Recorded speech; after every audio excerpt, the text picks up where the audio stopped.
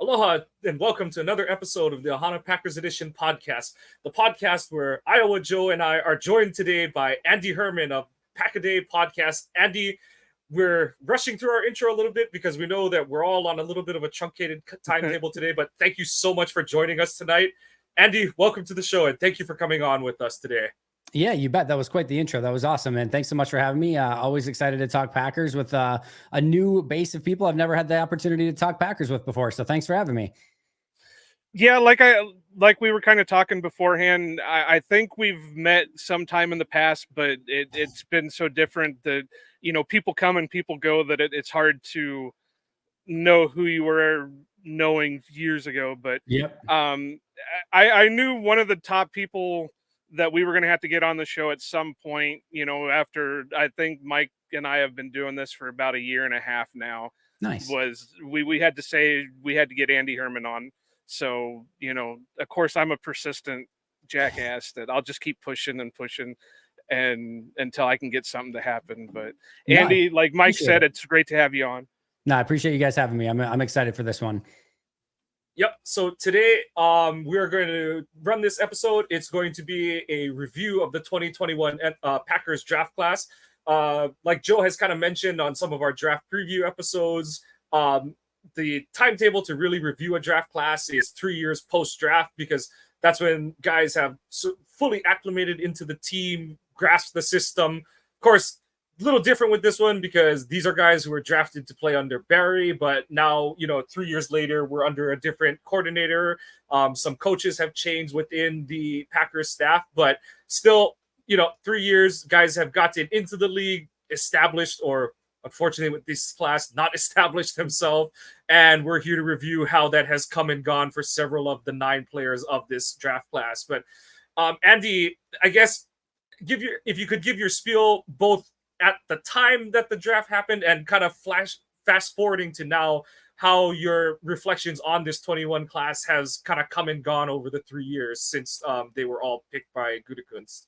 Yeah. So, I mean, there's obviously a couple things in here. Specifically, let's start with the first pick, right? Eric Stokes. That, man, it's really hard to judge one way or the other based on how his career trajectory has gone. We saw Eric Stokes as a rookie look like a pretty darn good starter, at least, you know, a really solid number 2 starter at worst from like the get-go. And you're like, all right, Jair Alexander, Eric Stokes. Remember, Jair was out the majority of that rookie season. Stokes had to carry a huge chunk of the load and got matched up with guys like Jamar Chase and really kind of got that number 1 role.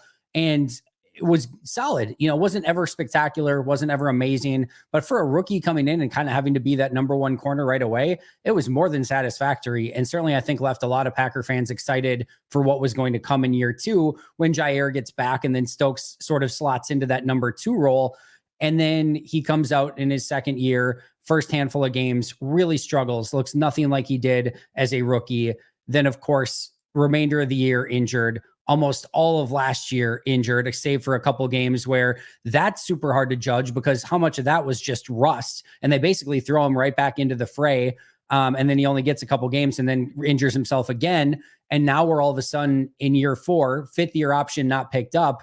And we've got this one pretty solid year of rookie year Eric Stokes that we saw a few years ago.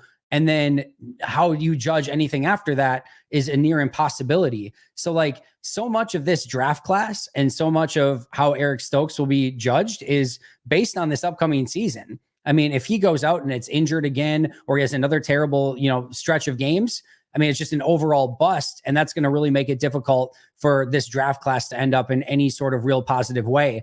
At the time, you know, kind of thinking back on it, you know, the first thing is you sort of look at kind of what was next coming up in that draft. I remember Tevin Jenkins being somebody, you know, that a lot of Packer fans thought maybe Green Bay would be interested in, highly athletic offensive lineman that went 39 to the Bears. I don't know that you're super frustrated or disappointed that he's necessarily not a Green Bay Packer. Javon Holland goes 36 to the Dolphins. That obviously would have been a home run pick. At the time, though, you've still got Darnell Savage. Holland is sort of that same similar type, just a lot better version of Savage. But of course, you don't know that prior to the draft.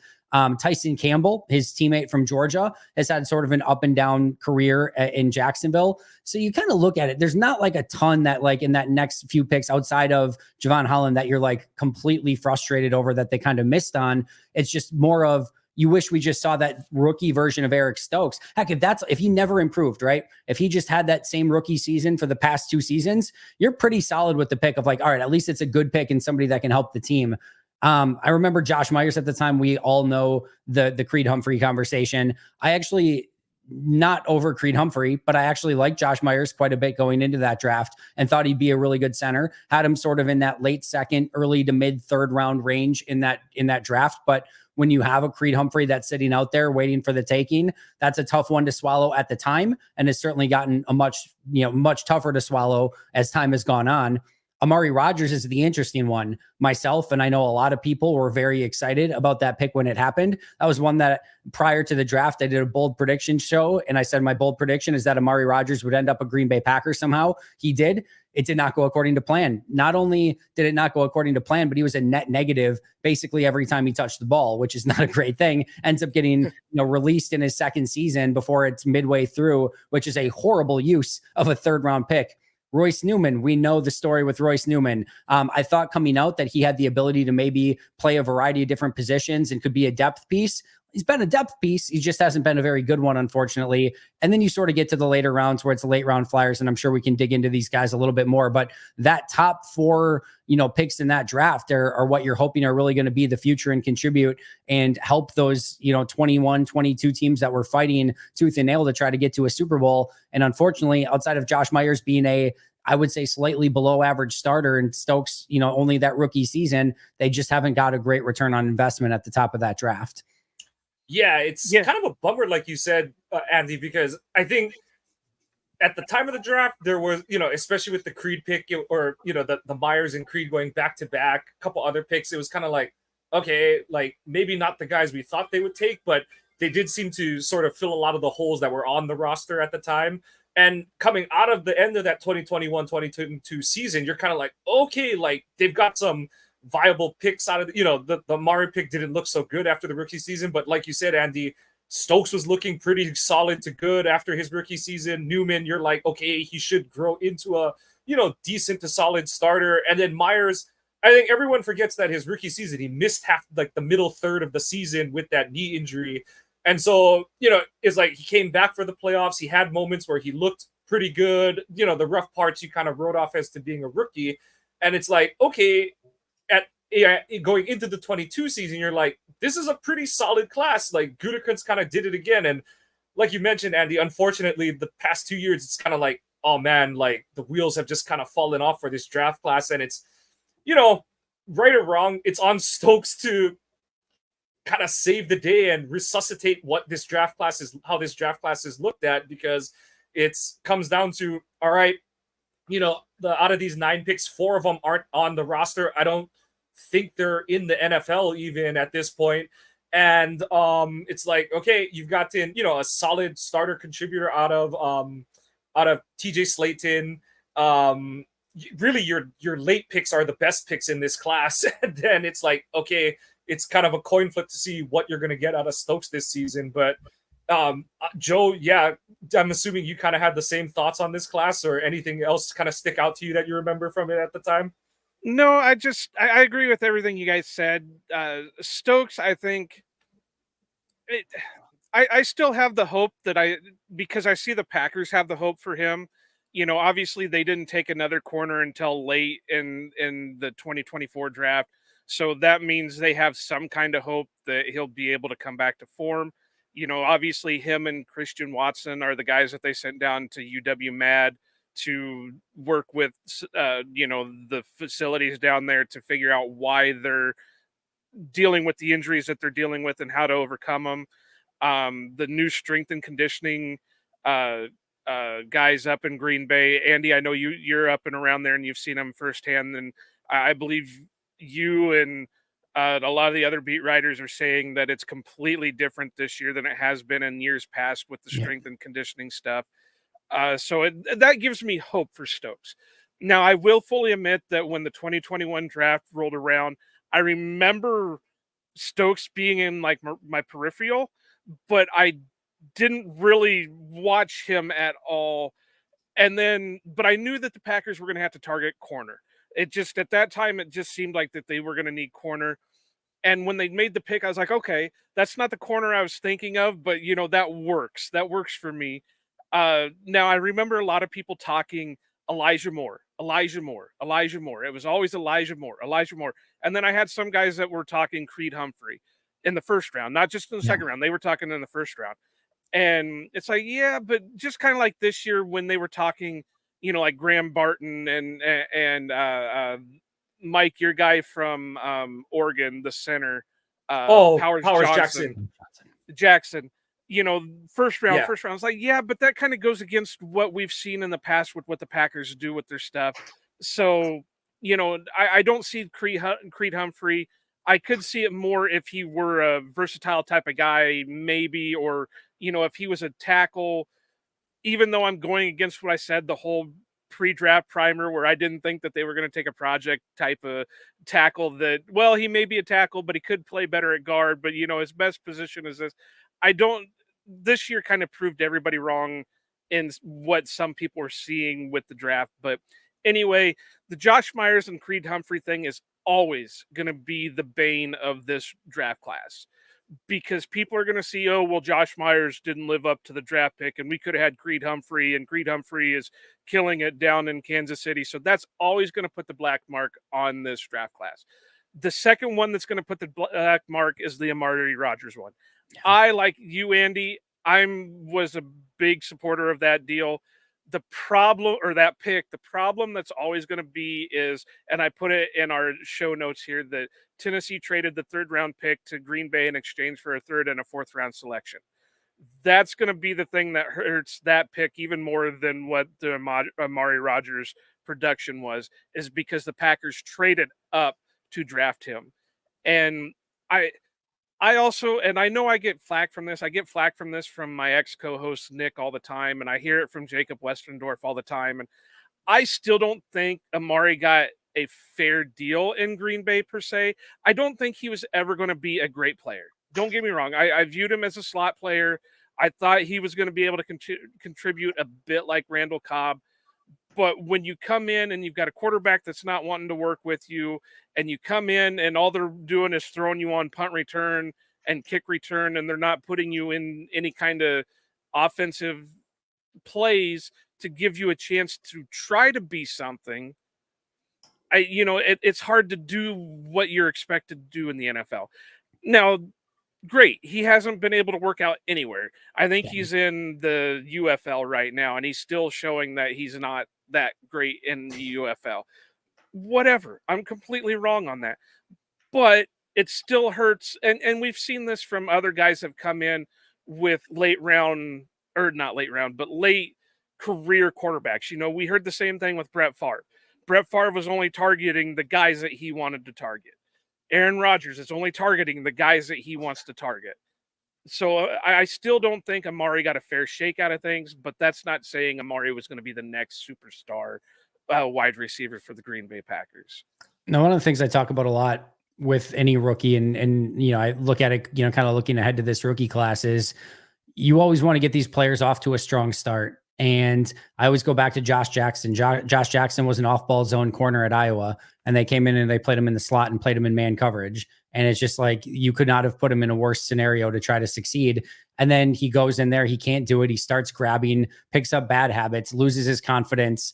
And yes, he got other positions over time. Yes, he got, you know, some opportunities with other teams, and it never worked out anywhere. But you still, like, imagine if maybe you give him what he does well to begin with, and you give him some breadcrumbs to work up his way to becoming a good player, and he gains a little confidence over time. Maybe we see an entirely different Josh Jackson. Probably not. I would be willing to bet probably not, but you never know. And you always want to get him in the best position to succeed right away. And I think there's an argument to be made there with Amari too. And again, the strong likelihood is that it just was never going to work out. He's had opportunities with Houston. He's had opportunities, like you said, in other leagues, and it still has not popped for him.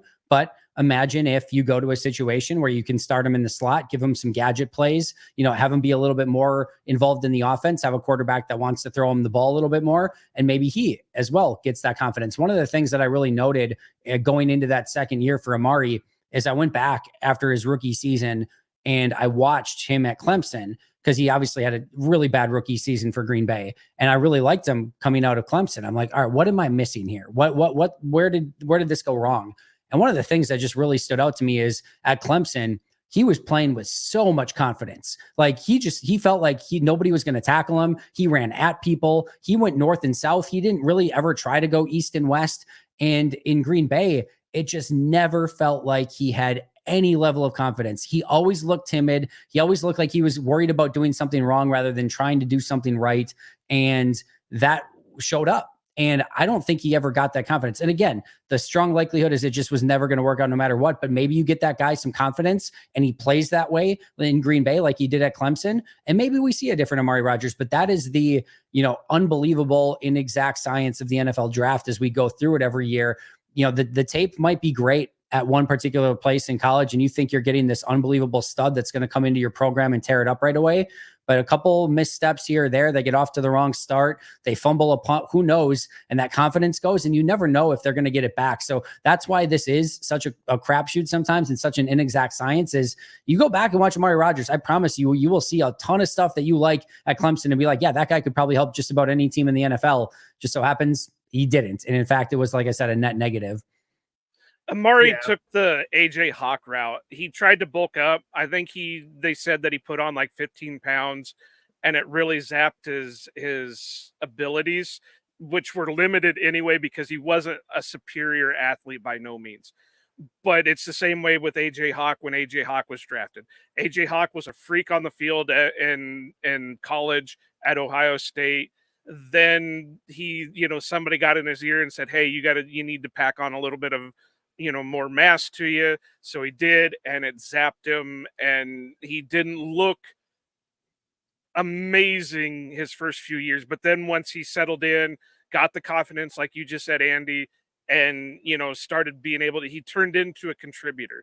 He was never this superstar, sideline to sideline linebacker, but he was still able to produce, and the Packers brought home a Lombardi trophy with him on the team. So I mean, there's a win there. But I think we've covered the top three picks as much as we're going to get. And I'm not going to touch Royce Newman. Actually, really quick. I actually want to say something on Royce Newman really quick, because I think this is a little bit of an interesting one that sort of gets lost in translation as well. I think people forget the 2021 season, right? Green Bay was 13-4 on that season. That was a heck of a season for Green Bay. They were a top 10 offense in points, a top 10 offense in yards.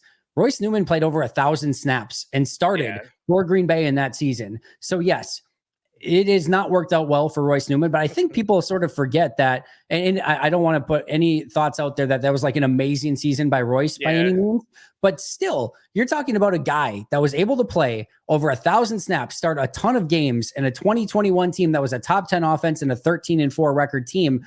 Like, you're hoping that after that first year, at minimum, he's going to be somebody that can step in at any moment and give you competent play where at least you don't have to like worry about it, or you don't have to put an extra guy into chip or an extra guy to help or whatever it might be. And then unfortunately, it is really sort of in a similar vein to Eric Stokes, not with the injuries, but just like we saw in that second season, he just took a step back and has never regained that form. So that's just a little bit interesting there too. And again, I'm not going to say it was this ultra successful rookie season, but a season where he played a ton, contributed to that team, and never really got back to that form, which is just another really interesting aspect of this draft class. Yeah, I'm going to be honest. Newman is the thing with Newman is it's like, you're right. You're absolutely right, Andy. It wasn't like he was an all rookie player or anything like that, but he's a guy that you looked at and you thought, okay, he comes in, gets the full offseason strength and conditioning program, gets, further into the playbook. He's a guy that they, to start as a rookie when you have guys like a Runyon Jr. in the room and stuff, you're like, okay, they obviously think really highly of this kid. Yeah. And then the problem with Newman is that he is the guy now that he was when he first walked into 1265. So it's like, that's his problem, is he hasn't taken steps forward on his game. And that's what's so frustrating, is because you're like, you can see the talent, you see the movement skills, you see how like quickly he can, work and move on his feet and stuff for a guard. But it's like, oh, he still can't read a stunt. There's so many mental lapses, and it's just like, oh, the inability to raise your ceiling and take your game to another level. That's the bummer with Newman's game, and why he's such a frustrating player on this roster. Is it's like, okay, the light bulb hasn't come on for 2 years since his rookie season, so what's going to change between now and then? But I know we only have Andy for a few more minutes, and it can't all be doom and gloom. There have been some good contributions from this class. Andy, let's talk about the two bright spots in this class. One, TJ Slayton pick 173 in the 5th round, and Isaiah McDuffie picked at pick 220 in the 6th round, who I think are the poster childs for draft and develop. And, just saying, like, these are guys that Groot picked out, and the combination of scouting and coaching have helped them, put them in position to become great players. And they've not great players, but good NFL players. And they've taken the opportunity and run with it. Yeah, in the 5th and 6th round, right? If you can get contributors, obviously if you can get better than that, awesome. But if you can get contributors in some capacity, those are huge wins at that point in the draft. And you look at somebody like TJ Slayton in the 5th round. The frustrating thing is from Slayton is when you see the really good from Slayton, it is really, really good. And you just wish that, and we'll see in a contract year this year, if we see a little bit more of that really, really good TJ Slayton, because there are games where it's just like, man, that guy is like almost impossible to block at times. Then he'll have like, 10 game or 8 games that you don't even notice him, and then he'll have a bad game. And that's kind of the TJ Slayton experience. But still, 5th round, pick 173 overall, to get that type of contributor, and just a size guy that can plug up some of the middle, can get off blocks, can actually penetrate into the backfield. I'm really interested to see what he's going to do in this Jeff Hafley defense as well, because I think people forget TJ Slayton's got some juice too.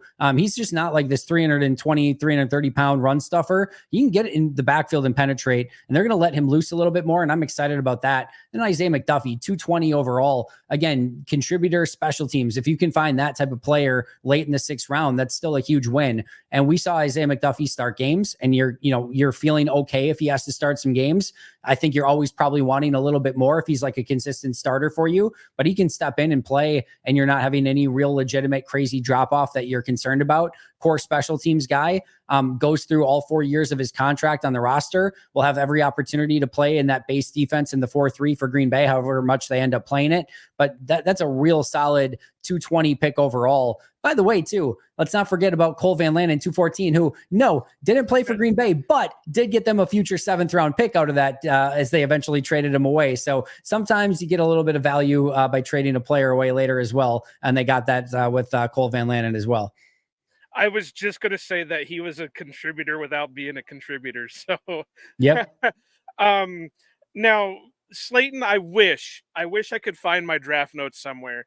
I was really high on Slayton. I just said that he reminded me a lot of Gilbert Brown in a way, because not only from play style, but what was the thing that we were always concerned about with Gilbert was he was always gaining the weight, and when he gained the weight, he was having a hard time playing. Yeah. That was the same thing I remember seeing out of Slayton during the 2021 pre-draft year, that everything that I kept seeing was if he'd lose the weight, he could be more explosive. He would be this, but he struggles, maintaining his weight. He struggles maintaining his weight. I loved it. I think that was the only pick that I got right in trying to mock to the Packers. I think I picked him a little bit lower, but that one is a solid pickup. I really do like it. I'm wondering how he's going to do in a new 4-3 base defense, because he is a prototypical, nose defender for a 3-4, and we saw more out of Kenny when they were actually putting Kenny at the edge and letting him feast while Slayton was taking up more of the middle. But Isaiah McDuffie, another one that I really liked. I was worried about him because he seemed undersized for, the linebacker position. So everybody was saying, oh, he's just going to be special teams. He's going to be special teams. But then he became a solid contributor when he was forced into playing. The other and Cole Van Lannon, of course, I'm an Iowa guy, so I'm going to be against any kind of Badgers. So, we're going to go with that one. And Shamar Jean-Charles, that one is the one that really surprises me, because I really thought that he was going to be the slot guy that the Packers needed. And he really put up good stats at App State. And right now, I think he's floating around. I think the last time I knew, he's in San Francisco. So that could be another thing where it didn't work out. Kylan Hill is always going to be the biggest question mark. I don't care what anybody says. The biggest question mark out of this draft is going to be Kylan Hill, because what we saw limited out of him in preseason and all that, everybody was thinking he was going to be this next great running back, this late round guy that was going to contribute. And then the next thing you know, he's getting released. And the only thing LaFleur is saying is, well, there's some off the field issues that contributed to it. So that one's always going to be, and we've not seen him. I don't think anybody's picked him up. I think he just floated. There was nothing, and nobody ever got him or picked him up or anything. And like Mike and I were kind of laughing. I put in our show notes the 7 guys that were drafted after each pick. Well, when it came to the Kylan Hill pick, he was so far down in that round that I could only look at the preferred undrafteds, and one of the preferred undrafteds was Zane Anderson out of BYU, who Amazing. is currently with the Packers right now. So, but yeah, Kylan Hill, what's your thoughts on him, Andy? Because like I said, he's a big question mark. Yeah, currently with Ottawa, by the way, of the CFL. Okay. He spent some time in Orlando with the team, and then he's now with Ottawa. So never back in the NFL after Green Bay. So here's the thing. Talent-wise, there was no reason he ever should have been available at 256. You look at him from a talent standpoint, I mean, round 4 is probably even, and I'm not sure he should have gotten past that point. It could have even been earlier just based on talent. But there were a lot of questions, character questions in that draft of with Kylan Hill and as to how he was going to fit with the team and things like that. By all accounts, he came in and worked pretty hard and, gave himself a chance, had an injury, came back from the injury. I'm not quoting anyone on this. Don't quote me necessarily on this, but what I don't even remember who I heard this from, but my understanding of it was that when he came back, he had an expectation that he was going to play and wanted to play a lot. And of course, you've got Aaron Jones and AJ Dillon, who in 2021 was, I think, his best season. And there was no opportunity really for Kylan Hill to play. And I think they just decided to go in a different direction, said, no, there's no real opportunity for you to play. Ended up releasing him. I'm sure Kylan thought he would quickly get picked up by another team and have an opportunity to play. That obviously never came to fruition. And some of those, I think, character, whatever, off field, whatever it might be, teams were not willing to take a chance. And then he obviously hasn't had the opportunity to sort of resurrect his career in any significant way. But from a talent standpoint, it was very obviously there from a college tape standpoint. It was very obviously there from a preseason standpoint when he got the opportunity to carry the ball. It just, he was never really able to put it together.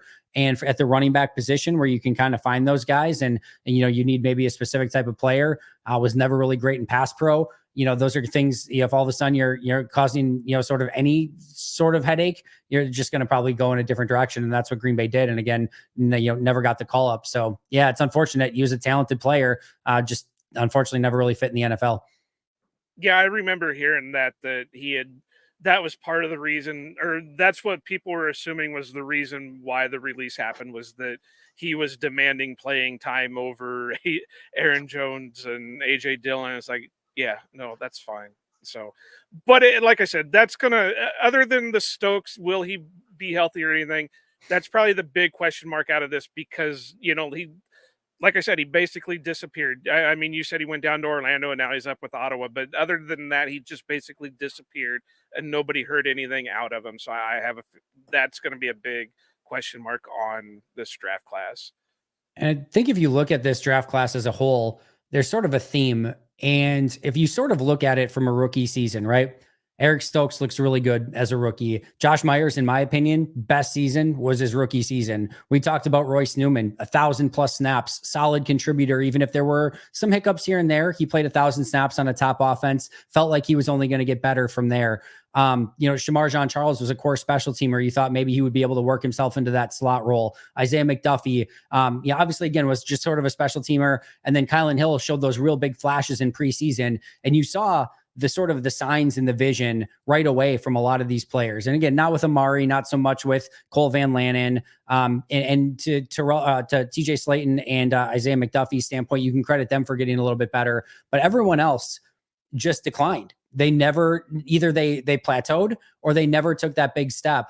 Stokes, again, we talked about, took a step back. Josh Myers, in my opinion, he's been either basically the same or, in my opinion, just a step down from where he was in his rookie season. Amari could never take that step forward. Royce took steps back. Shamar Jean-Charles could never take that step forward. Cole Van Lannon could never take that step forward. Kylan Hill could never take that step forward. And then you kind of have TJ Slayton and Isaiah McDuffie as the only two examples of players who at least did get a little bit better over time. And even those, we're not talking about consistent, 700-800 snap players on a starting lineup for a really good defense. They're bit players on special teams and on defense, in special teams in McDuffie's case. So when you have that as your overarching theme of the draft, is just guys that never really got to that point and never really improved, it just ends up unfortunately being a big disappointment. So the last question before we let you go and we sign off for the evening, out of the guys that are still on the team, Stokes, Newman, all those guys that are in their contract year, which ones do you see getting a second contract with the Packers? I'm glad you brought this up, because I was just, the other thing I wanted to sort of end with is there's a real legitimate possibility that you could go into 2025 without a single 2021 player on the roster. I don't think that will happen, but I mean, it's not impossible that Stokes, Myers, and Stokes and Myers, end up gone. It's not impossible that TJ Slayton finds a bigger contract elsewhere, that some team wants to pay him more as a, top, starting defensive tackle or something like that. And Isaiah McDuffie, that they ultimately just go in a different direction at linebacker. So it's not without the realm of possibility. If I had to guess, I think Green Bay does like Josh Myers more than the fans, the media, and maybe some, PFF grades and things like that.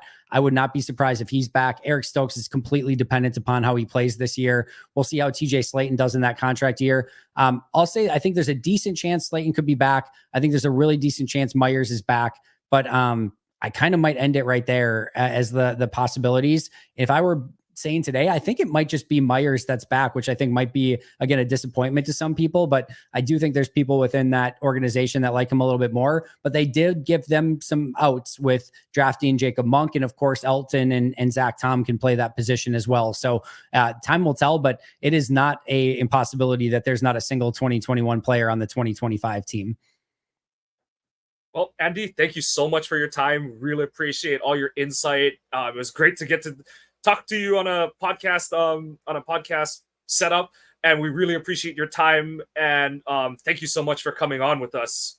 Yeah, appreciate you guys having me. Keep killing it. You guys are doing a great job. You said 1.5 years now. I've been on the podcast for almost 3 years, but Mike and I have been doing it for about 1.5 years. Nice. Well, it'll be 2 years at the beginning of the season. This is a ton of fun, and definitely hit me up again sometime. Hopefully we'll get you for a little longer next time, so we don't have to rush through our conversation, but it's great to have you on, Andy. You bet. Thanks, guys. Have a good one. Thanks, Andy. Take care. All right. So we wanted to make sure that we got Andy all the time we could get in terms of getting his insight, getting his talking points on this draft class.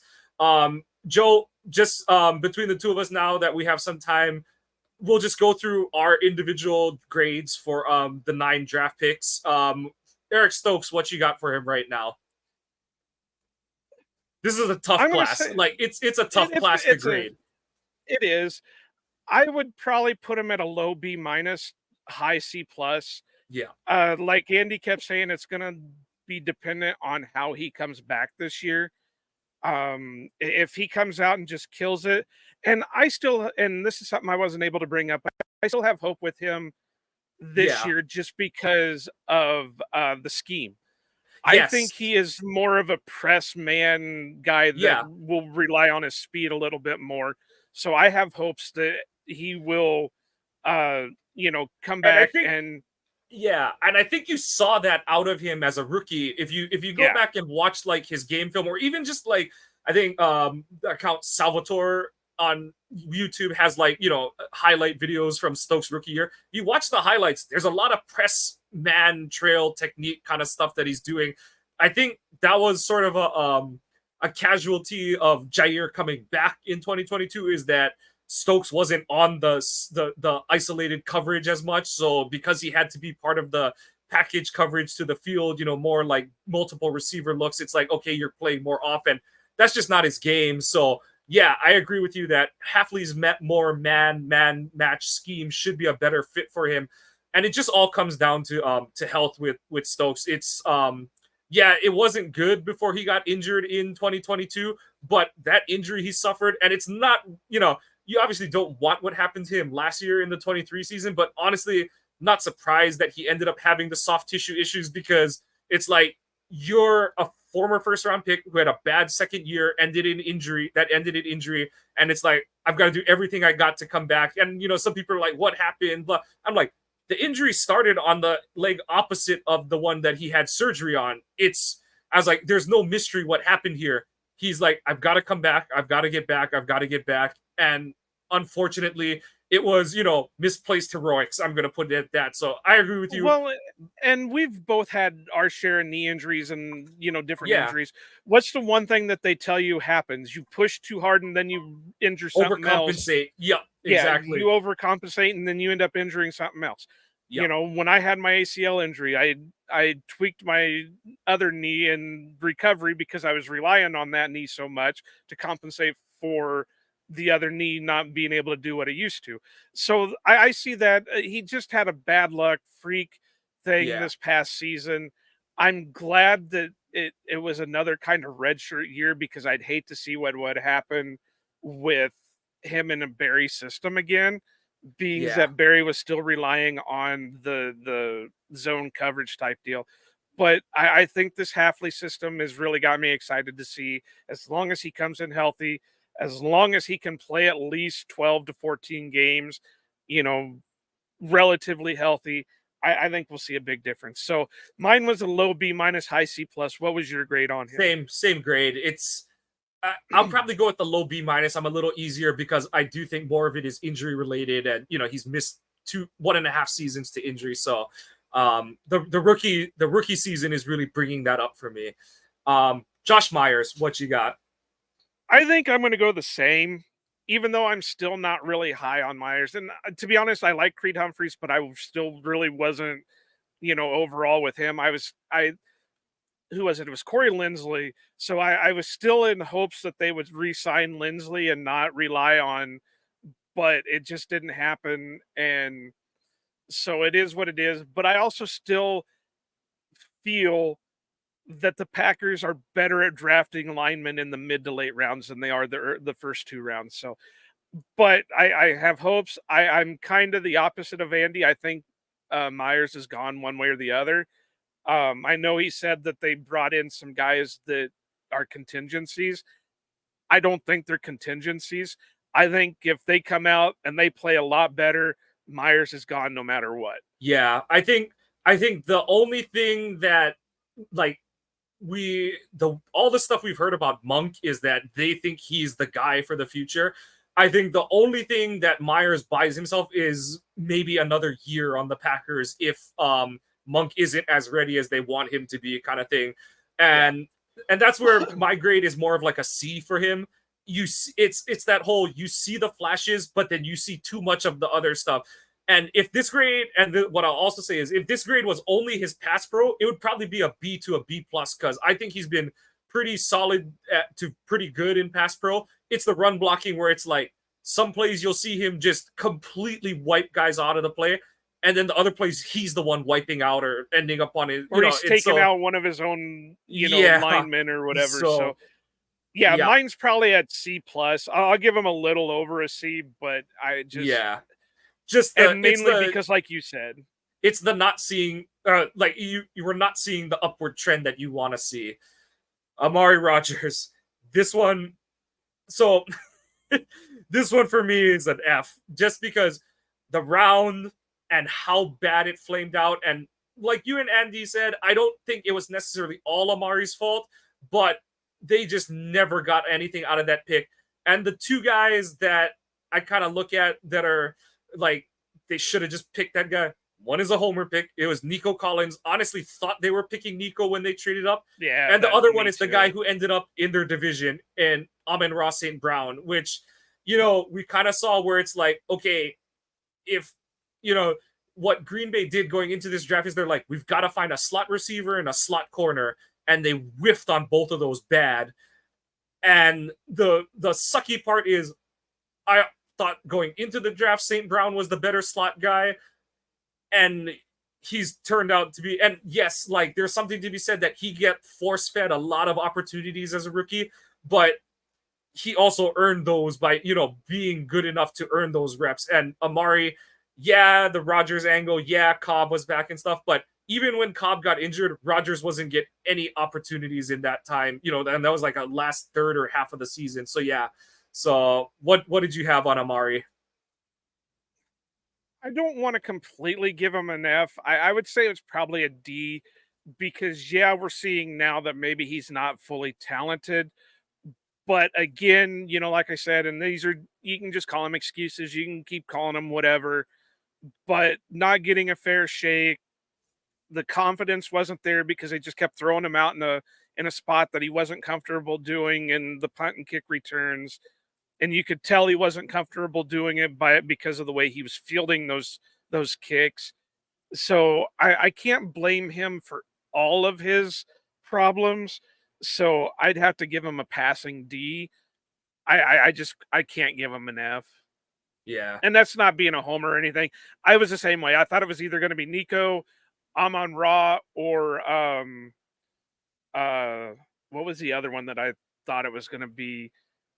I thought maybe a Chance Wyatt Davis. Mm. And then we'll talk about this with Royce, but I was a big Brevin Jordan believer. Oh, yeah, same. So let's just roll into that. So Newman, I've got a D on him, mostly because the rookie year was solid, and he's a 4th round pick, and it's not the same like hot. Like yes, it's like the most middle of the draft kind of pick, but 4th round picks, you're in that area where it's like you're taking chances on prospects who have flaws, and it's like maybe those flaws can be, you know, cemented over or worked through, you know, a Bakhtiari, a TJ Lang kind of thing, where it's like they just develop in the other areas of the game where whatever physical, athletic, whatever limitation is overdone because they just improve the. That just hasn't happened with Newman. Like he's just never overcome any of the mental hurdles in terms of like the mental aspect of the game. And yeah, the Brevin Jordan thing, that was who I wanted to pick at that pick. I'm not going to give him an F, even though I'm Yeah. the biggest Royce Newman hater in the world. I'd probably give him a D plus just based off his rookie season, because Andy did have a point. You know, he played a ton of snaps, but he honestly has become. You know, this is my nickname for him. It's Revolving Door Royce. So I mean, that's pretty much what it was. And I think the Packers are believing that now too, with as many offensive linemen as they are bringing in. You know, they drafted 3 of them. They still got Caleb Jones. They've still got who's the guy that spent most of the season on IR? Was Tenuta. Oh, Tenuta. So, yeah, they must be a believer in him if they kept him on the roster for as long as they did. They brought in Donovan Jennings as an undrafted free agent. They brought in, you know, a bunch of other guys. Who's the one that just came out of the rookie camp? Lecitus Smith or Lecitus Smith or whatever. That tells me they don't even believe in Royce anymore, that they're trying to replace him. So I'm going to go D with him. Again, Brevin Jordan or Amon Ra St. Brown at this point would have been a lot better for me. Yeah. All right. And then now I'm the one running out of time in this episode. So I'm just going to kind of blow through these. So the two, as we kind of brought up in the pod, the 2 A's in this class are Slayton and McDuffie, 2 guys that still have, you know, some blemishes to their game. Slayton, kind of like Andy was saying, you still hope to see more of the positive plays than the kind of to negative plays. But to get what you've gotten, a starter out of a 5th round pick, yeah, that's an A. And McDuffie, who's been one of your ace special teams players, and is a guy that, yes, he has limitations as, you know, if he's asked to be a starter, but he's a guy that you're comfortable playing, and you just have to kind of compensate in other areas of your defense if he has to play a lot of snaps, that's still an A-worthy player out of a 6th round pick. So that's what I've got for those two. Shamar, it's a D. Like, yeah, it's hard to give an F to a 5th round pick, but he just never caught on. Van Laden, incomplete because he just never had an opportunity with Green Bay, but he did gain us an extra pick in the following draft. And Kylan Hill, a D, same thing, just because never got the opportunity. You know, showed some flashes in preseason as a rookie, and, you know, showed a little bit of zip on some kick return opportunities, but never should have returned the one that he got hurt on. And then it just, like we said, you know, the off the field things that, you know, Andy's not the first one to kind of bring it up. You heard it. I definitely heard it or read it. And yeah, that's kind of where I got. But zipping through it, what you got on these last few picks for this class? Zipping through, I'll give I'll agree with you. I'm a hard grader. I don't typically give A's, but just because they're probably the top 2 out of this draft class, with Stokes being, you know, kind of I would honestly give Stokes an incomplete too, because whatever. But if I had to grade them, Slayton and McDuffie A's. I'm going to go a little bit higher for Gene Charles. I'm going to say he was more like a C-, just because he did contribute to special teams his rookie season, even though that's not what they were hoping for. Plus, if you would have taken my guy Nick Neiman at that spot, I'd have been even happier. Van Lanen, you know, I'd just give him a C just because it got a draft pick out of it. That's fair. And Kylan, I got to go D for Kylan. I mean, if not, you know what? I don't like giving Fs, but I would probably give Kylan an F. Just because you can't think that coming in as a 7th round rookie that you're going to overtake your 2 top that you're guys. owed anything. Yeah, exactly. Yeah, so I'd have to give him an F just based off of attitude, if that all is true. Yeah. I mean, where, you know, the saying is where there's smoke, there's fire, and there's plenty of smoke, so it makes me believe there's enough fire there too. So I'm going to give him an F just based off attitude and him not catching on anywhere else other than alternate leagues. Yeah. So same thing. But yeah, like we said, it's on the back of the 5 guys, really the 4 who are in contributing roles to really bring this grade back up in terms of whether they're on this roster for 2025 and beyond. That being Stokes, Myers, Slayton, and McDuffie. But like Andy said, you know, that's kind of the give and take of the NFL draft is, you know, if we're taking this poll at the end of the 21 season, this grade is like a B+ to an A- because you're like, oh, like they've got some guys who are looking to be contributors. You know, Stokes is a no-brainer. They would pick up his fifth year option now if they had the opportunity to, kind of thing. And then, you know, 2 more years later, you're kind of like, oh man, like this class blew and stuff. So that's just the nature of it. It's, you know, it's a rolling grade, but that's honestly what intrigues me about the draft is just tracking the players, not only in the 2 to 3 days that there's picks, but also, you know, how they pan out over their careers. So Joe, anything else you got for this one, or we're just going to put a bow on it? I think we're good. The only thing that I'll say, and it's not about the draft class or anything, is, and you'll tell all the links in that, but go check out our new revamped website. Check out all our merch, you know, support the show, buy some stuff. Yep. We've got a couple of exclusive things over there. The Bo He Did It merchandise and the new I'm a fucking Packer merchandise. You know, there's shirts, there's tumblers, there's stuff like that. And we got coffee. I mean, who else has got their own coffee? We got coffee. Yep. So that's going to do it for us. As Joe said, please check out the revamped ohanapackers.org website. Joe put a lot of work as he had to change domains. So just making sure that everything worked the same after we made the move. So please check us out there. You can catch the streams of the podcast episode, plus our blog posts, plus the online shop. Check it out. Coffee, sweaters, tumblers, stickers, etc. Please follow the podcast on Twitter. To be eligible for any drawings, you must be following the podcast account, Ohana_Packers.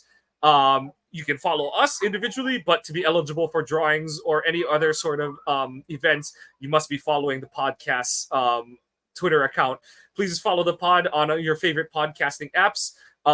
Give us a like and a subscribe if you're enjoying what you're hearing. Positive, negative comments are appreciated because we want to know what the content you want us to create. That's going to do it for us today. We thank Andy Herman again from Pack-A-Day Podcast for coming on and just contributing his thoughts on the 2021 class. And for all the mothers out there, we wish you a happy Mother's Day. I know that you'll be listening to this on Tuesday, but we are recording this on Mother's Day, so we wish you all a happy Mother's Day. And that's going to wrap it for us today. So as we always say, go Pack, go, and aloha.